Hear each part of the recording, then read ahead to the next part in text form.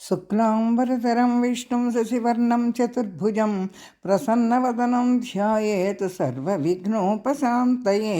చక్కగా ప్రసన్నవదనమైనటువంటి ఆ గణపతి నాకు నిన్నటి నుంచి కూడా నీకు నచ్చిన నీకు ఇష్టమైన గణేశ పంచరత్నం గురించి కూడా చెప్పు అని నా మనసులో ప్రతి క్షణం చెప్తున్నాడండి.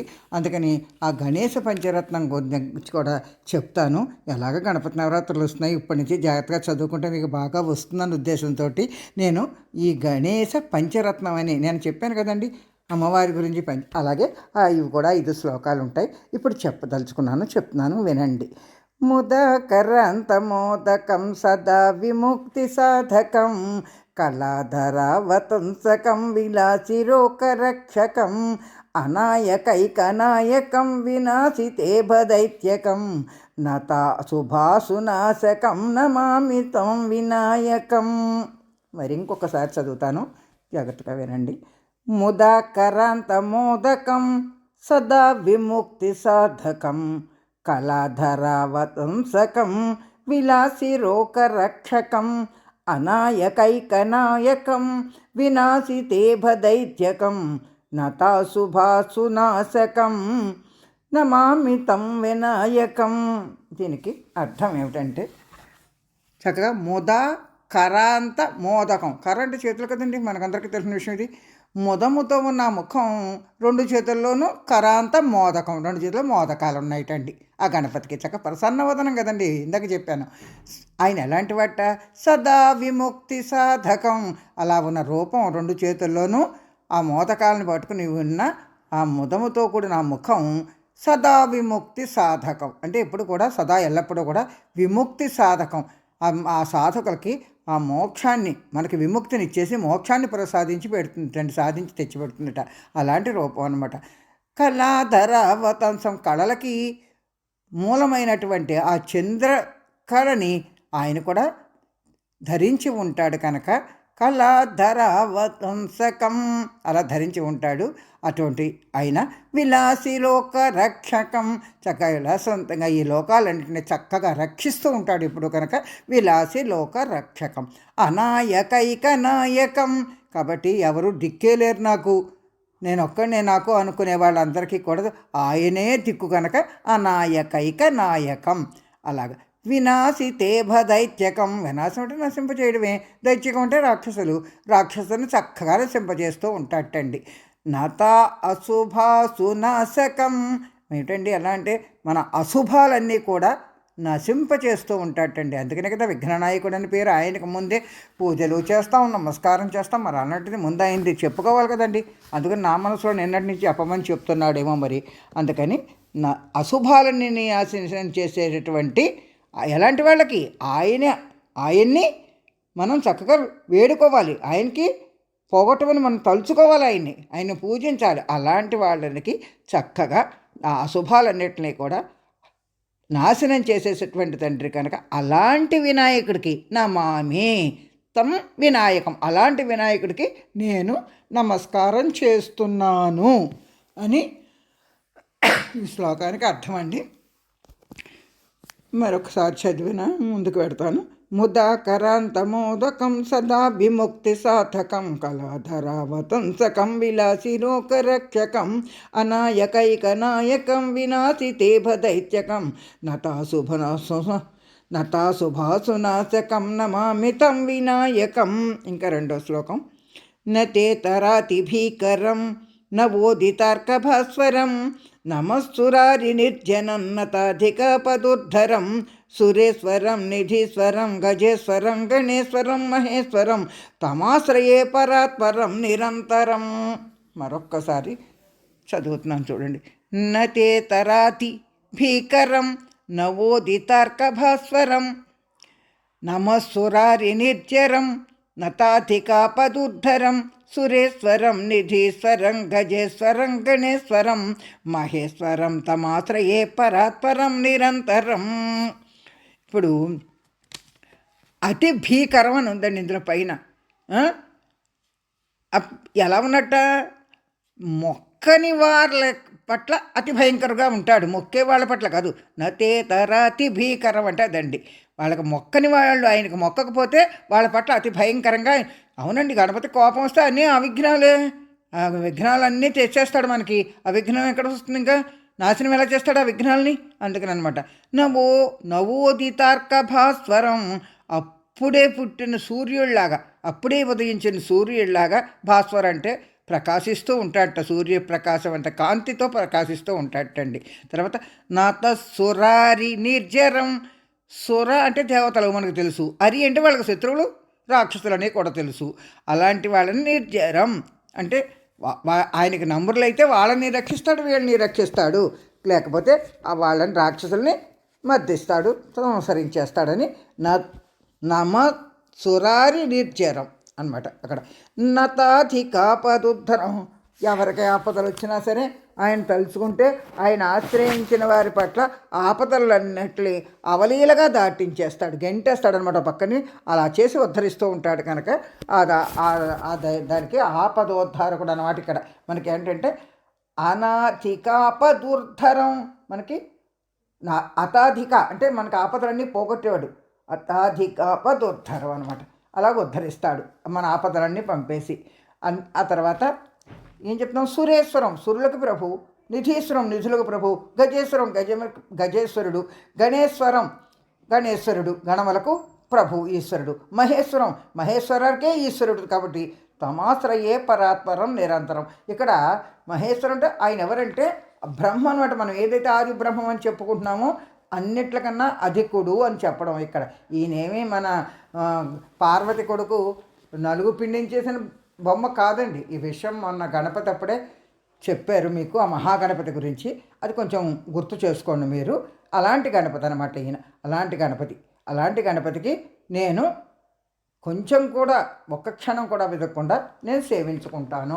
అనుక్షణం ప్రతి క్షణం మనసులో ఆయనకి నమస్కరిస్తాను, నేను ఆయన్నే ధ్యానిస్తానని చెప్పడం అనమాట. అలా ఉండాలి మనం కూడా అని చెప్పడం.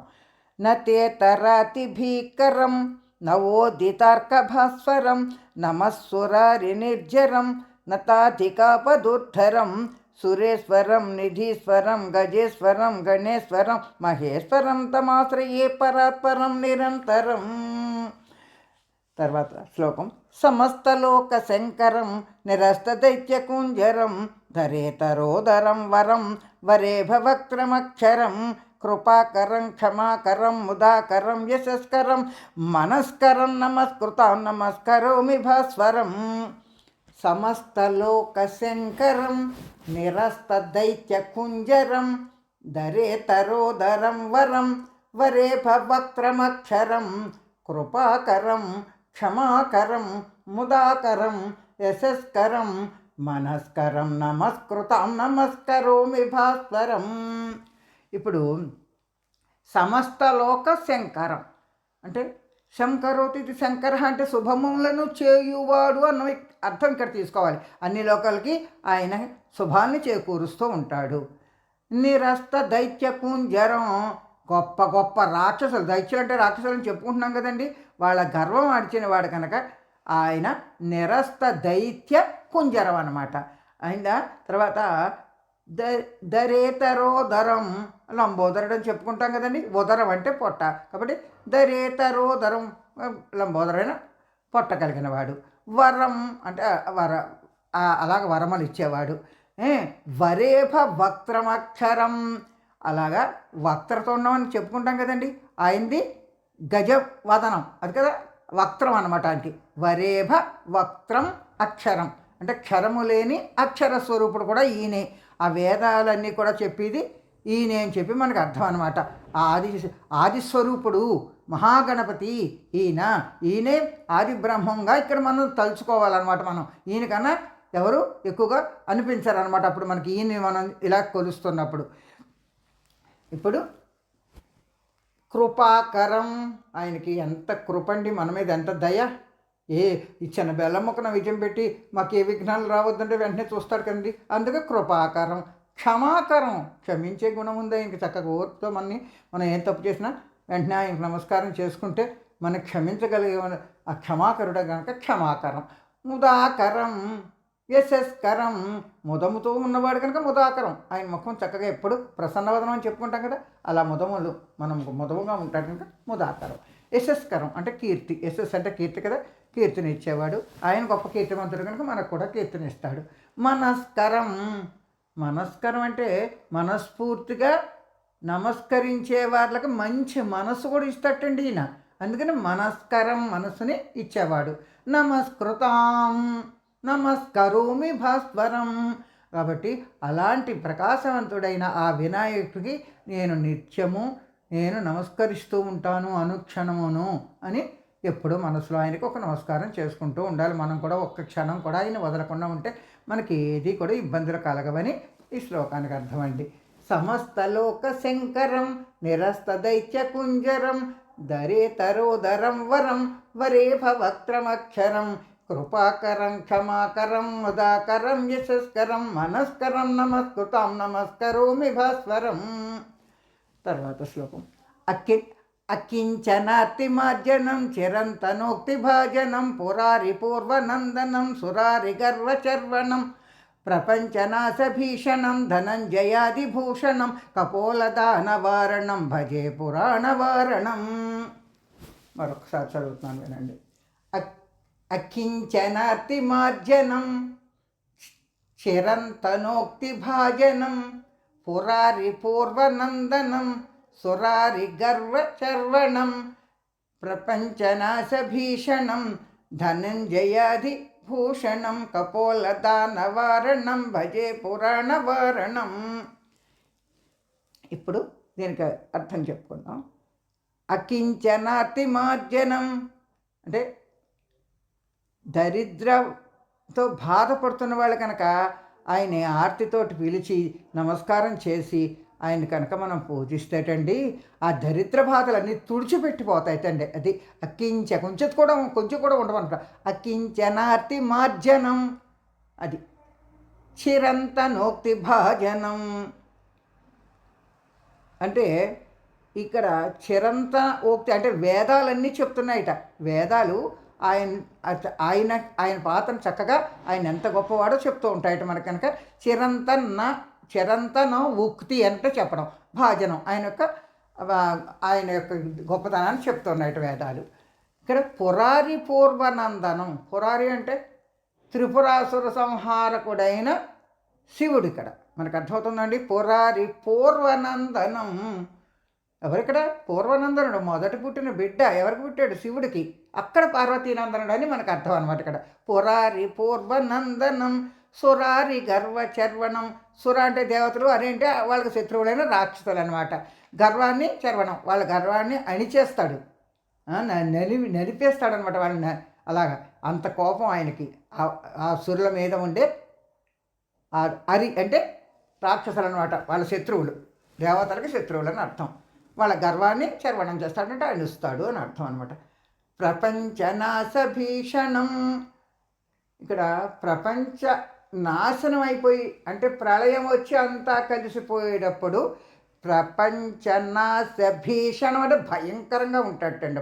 అప్పుడు కూడా అదే ఈ ఆది బ్రహ్మ, ఈయనే బ్రహ్మస్వరూపుడు అని చెప్తున్నాం కనుక అప్పుడు ప్రళయకాలంలో ఆయన యొక్క స్థితి ఎలా ఉంటుందో ప్రపంచనాశభీషణం ధనంజయాదిభూషణం. చక్కగా అగ్నిదేవతలన్నీ శిరోభూషణంగా అన్నీ ధరించి ఉంటాడు ఆ దేవతల్ని కూడానని ఇక్కడ మనకి ధనంజయాది భూషణం, ఆయన భూషణాల గురించి ఆయన ధరించి ఉంటాడని చెప్పారనమాట. ఎప్పుడు కూడా ఆయన కపోల దానవారణ, కపోలం అంటే ఇలాగ గండస్థలం అనమాట, అక్కడ ఆ చెక్కిళ్ళు అనమాట, అలా బొగ్గలు. దాని నుంచి కపోల దానవారణం, ఎప్పుడు ఆయనకి మదజలం, ఆయన గజముఖుడు కదా, అందుకని మదజలంతో చక్కగా స్రవిస్తూ ఉంటుంది, అది మురుగుతూ ఉంటుంది. అలాంటి ఆ రూపంలో ఉన్నటువంటి ఆ గణపతిని భజే పురాణవారణం. అలాంటి ఆయన పురాణ పురుషుడైనటువంటి ఆయన్ని నేను మనస్సులో ధ్యానించుకుంటున్నాను, ఆయన్ని సేవించుకుంటాను, ఆయన్ని ఎప్పుడే తలుచుకుంటాను, ఆయన్ని ఎప్పుడే పూజిస్తాననే భావన అనమాట అండి. ఇంకొకసారి శ్లోకం చదువుతున్నా చూడండి. అకించనార్తిమార్జనం చిరంతనోక్తి భాజనం పురారి పూర్వనందనం సురారి గర్వచర్వణం ప్రపంచనాశభీషణం ధనంజయాదిభూషణం కపోలదానవారణం భజే పురాణవారణం. తర్వాత శ్లోకం. నితాంతకాంతదంతకాంతిమంతకాంతకాత్మజం అచింత్యరూపం అచింత్యరూపం తహీనమంతరాయ కృంతనం హృదంతరే నిరంతరం వసంతమేవ యోగినాం తమేకదంతమేవ తం విచింతయామి సంతతం. నితాంతకాంతదంతకాంతిమంతకాంతకాత్మజం అచింత్యరూపమంతహీనమంతరాయ కృంతనం హృదంతరే నిరంతరం వసంతమేవ యోగినాం తమేకదంతమేవ తం విచింతయామి సంతతం. ఇలా చదవాలండి. తర్వాత నితాంతకాంత దంత కాంతి, ఆ దంతాల యొక్క కాంతి గలవాట మిక్కిలి, ఆ దంతాల కాంతితో మెరిసిపోతున్న ముఖం అయింది. మిక్కిలి మనోహరమైన దంతకాంతితో ఉన్నవాడని నితాంతకాంత దంత కాంతి. అంతకాంతకాత్మజం అంటే ఇక్కడ అంతకాంతకుడు అంటే యముడు అనమాట. యముణ్ణి తాపత అన్నాడు మార్కండేయుడు. అప్పుడు కోపం వచ్చి ఆయన ప్రాణాలు తీసుకురావడానికి ఎనిమిది వస్తే ఆయన తన్నాడని అని చెప్పుకుంటాం. చనిపోయాడని కూడా తర్వాత బతికించాడని మనకు ఒక కథలు చెప్పుకుంటూ ఉంటాం. మరి మీరు ఎప్పుడైనా వింటే గుర్తు చేసుకోండి. అలాంటి అంతకాంతకాత్మజం, అలాంటి చంపేసినటువంటి ఆ యముడికే చంపిన వాడి యొక్క ఆత్మజం అంటే పుత్రుడు, కొడుకు అన్నమాట. అంతమంది శివునికి గొప్ప కొడుకు అనమాట ఈయన. అదనమాట అచింత్య రూపం అంతహీనమంతరాయ క్రంతనం. అచింత్య రూపం, చింతించడానికి ఇంత రూపం అని లేదండి. అది మహాగణపతి అంటే విశ్వరూపంలాగా అనమాట. ఆయన విశ్వరూపం, ఈ గణపతి యొక్క విశ్వరూపంలాగా అనమాట. ఆయన మనం ఎంత ఉంటాడు అని చెప్పేసి మనం ఏమి, ఆయనకేమో లంబోదరుడు ఎలా ఉంటాడు, గుజ్జ రూపంగా ఉంటాడు, ఇవన్నీ కాదండి. ఆయన కూడా మహాగణపతి. అలా ఉన్నప్పుడు అచింత్య రూపం అనమాట. అంతహీనమంతరాయ కృంతనం అంటే చింతించడానికి శక్యం కాదు. మహాత్ముల హృదయాల్లో ఎప్పుడూ కూడా ఆయన ఉంటాడన్న సంగతి ఆయనకు మనకు ఎప్పుడు కూడా అంతహీనమంతరాయ క్రంతనం. ఎప్పుడు కూడా ఆయన మనం ఇంత ఉంటాడని ఎప్పుడు కూడా చింతించడానికి వీలవ్వదు. కానీ ఆయన మనకి అవసరమైనప్పుడు మాత్రం విగ్రహాలన్నీ మాత్రం తుంచి పాడేస్తూ ఉంటాడు. అంతరాయం వచ్చినప్పుడల్లా దాన్ని తీసి పాడేస్తాడు. అంతరాయ క్రంతనం అదనమాట. మనకి ఏదైనా తక్కువ అయినప్పుడు, మనకి విఘ్నాలు వస్తున్నప్పుడు ఆయన తీసి పాడేస్తాడు. కానీ ఎంత అని చెప్పి మనం ఊహించలేం. అచింత్య రూపం అంతహీన అంతరాయ క్రంతనం అనమాట. ఆయనకి అంతరాయం వస్తే ఆయన్ని మనకి ఆ అంతరాయాలన్నింటినీ కూడా విఘ్నం చేయడమే అది మనకు చెప్పడం అనమాట. విఘ్నాలని తుంచేస్తాడు, మనకి రానివ్వడు. కానీ ఆయన రూపం అచింత్య రూపం, చింతించడానికి వీలైనంత రూపం. హృదంతరే నిరంతరం వసంతమేవ యోగినాం. యోగినం అంటే తెలుసు మీకు, ఋషులు వాళ్ళందరితో యోగులు అనమాట. అలాంటి వాళ్ళి హృదయంతరే, హృదయ అంతరాళాల్లో నిరంతరం ఎప్పుడు కూడా వసంతమేవ నివసిస్తూనే ఉంటాడు ఆయన. ఆ యోగుల యొక్క మనం హృదయాల్లో ఆయన నివాసం, ఎప్పుడూ అక్కడ ఉంటాడు, ఎల్లకాలం నివసించే ఉంటాడని చెప్పి అందుకని ఎలా సర్వలోక ప్రసిద్ధుడయ్యాడు కనుక అలాగే యోగి యొక్క హృదయంలో ఉంటాడు.